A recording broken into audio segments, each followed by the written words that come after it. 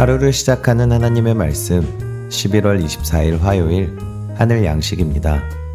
오늘 성경 말씀은 야고보서 5장 13절에서 18절 말씀 가운데 16절 말씀입니다. 그러므로 너희 죄를 서로 고백하며 병이 낫기를 위하여 서로 기도하라. 의인의 간구는 역사하는 힘이 흠이니라. 아멘.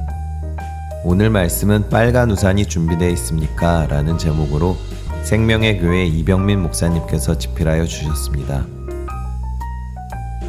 내 인생을 바꾼 100가지 이야기라는 책에서 빨간 우산이라는 이야기가 있습니다. 미국 중서부의 작은 마을에 오랫동안 가뭄이 들자 교회는 기도회를 계획했습니다. 사람들이 모여들었고 목사님은 기도회를 인도하기 위해 앞으로 나갔습니다. 그때 목사님의 눈에 맨 앞줄에 앉아있는 한 소녀가 보였습니다. 그 아이 옆에는 바로 펼 수 있는 상태의 빨간 우산이 놓여 있었습니다. 다른 사람들은 그저 비가 오게 해달라고 기도하기 위해 왔지만 소녀는 하나님의 응답을 보기 위해 온 것이었습니다. 기도는 신앙생활에서 빼놓을 수 없는 요소입니다. 우리는 삶의 다양한 문제들을 놓고 하나님께 기도합니다. 그런데 많은 이들이 큰 소리로, 장시간 혹은 방언으로 기도해야 기도를 잘한 것이라고 생각합니다. 하지만 기도에서 중요한 것은 이러한 외적인 현상이 아니라 응답 받았느냐입니다. 그리고 그 응답의 여부는 바로 구하는 이의 믿음에 달려 있습니다. 영국의 조지 밀러 목사님에게는 5만 번 이상 응답받은 사람이라는 수식어가 붙어 있습니다. 그의 기도 수첩에는 응답을 받기까지 1에서 2년이 아니라 10년 넘게 기도한 기도 대상자의 명단과 내용이 기록되어 있습니다. 어떤 사람을 위해서는 50년이 넘도록 기도했습니다.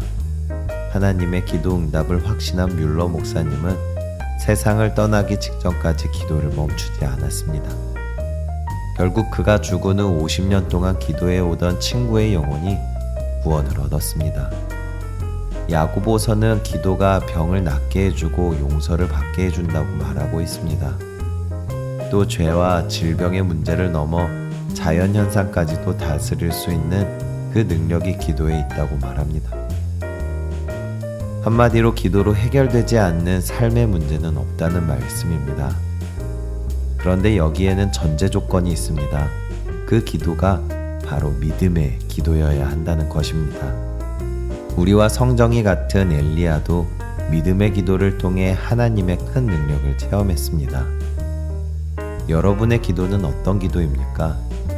오늘 하나님께 드리는 내 기도가 믿음의 기도가 되어 삶 가운데 하나님의 응답을 체험했노라고 간증하게 되기를 간절히 소망합니다. 여러분의 삶의 문제 중에 현재 가장 중요한 기도 제목은 무엇입니까? 바라기는 오늘 믿음으로 구함으로 그 기도에 응답받는 저와 여러분들이 되시기를 간절히 소망합니다. 우리 함께 기도하겠습니다. 오늘도 말씀과 기도로 하나님과 교제하게 하시니 감사합니다. 믿음 없이 소리만 있는 기도가 아니라 간절함 속에서 하나님만을 온전히 의지하는 믿음의 기도 생활을 하게 하옵소서. 그래서 우리 삶 가운데 하나님의 풍성한 응답이 있게 하옵소서. 예수님의 이름으로 기도합니다. 아멘.